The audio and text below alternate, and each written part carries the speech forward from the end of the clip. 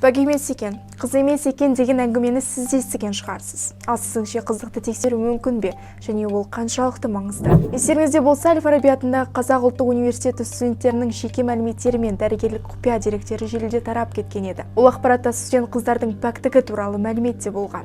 Вы что, совсем тупые?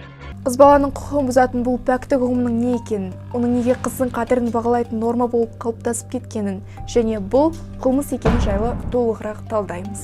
Қызықты тексеру қыздың қынап арқылы жыныстық қатынаста болған-болмаған анықтауға болады деген сеніммен жүргізілетін гинекологиялық тест.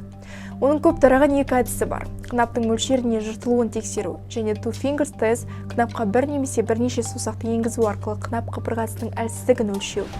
Екі әдісте жыныс мүшелерінің жыныстық қатынасқа дағдыланғанын көрсететін белгілері болады деген сеніммен орындалады. Дегенмен пәктік ғылыми немесе медициналық түсінік емес, және қыздың жыныстық қатынаста болып-болмағанын 100% анықтай алмаймыз. Кейбір мәдениетте пәктік немесе жыныстық тазалық әйелдің немесе оның әулетінің тырнақша ішінде ар-намысын көрсететін маңызды әлеуметтік норма ретінде қалыптасқан.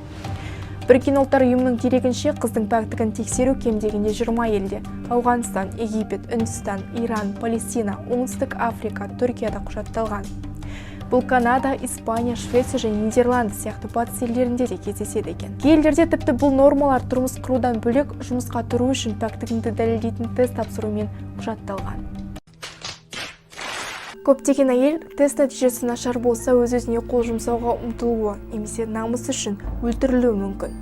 Оған қоса тестті өткізуші немесе әйелдің туыстары әйелге физикалық қысым келтіруі мүмкін. Сынақ зорлап өткізілсе ауырсынуға, жыныс мүшесінің жарақаттануына, қан кетуге және инфекцияға келеді. Тестілеу алдында қатты қорқыныш пен алаңдаушылық, айқайлау, жылау және тестілеу кезінде естен тану, сондай-ақ өзін-өзі жек көру, өзін-өзі бағалауды жоғалту да тестілеудің салдары.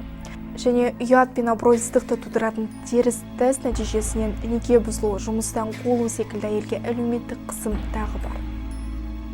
Айтқанымыздай қызықты тексеру мүмкін емес, және бұл адам құқықтарын бұзу. Дүниежүзілік денсаулық сақтау ұйымы қызықты тестілеуді ғылыми негізсіз және этикаға жатпайды деп айыптайды.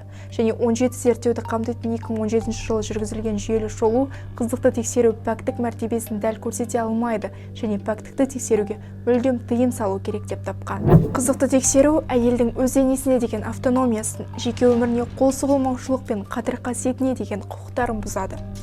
Пәктікті тестілеу әйелдер мен қыздарға бағытталғандықтан гендерлік стереотиптер мен теңсіздікті күшейтеді.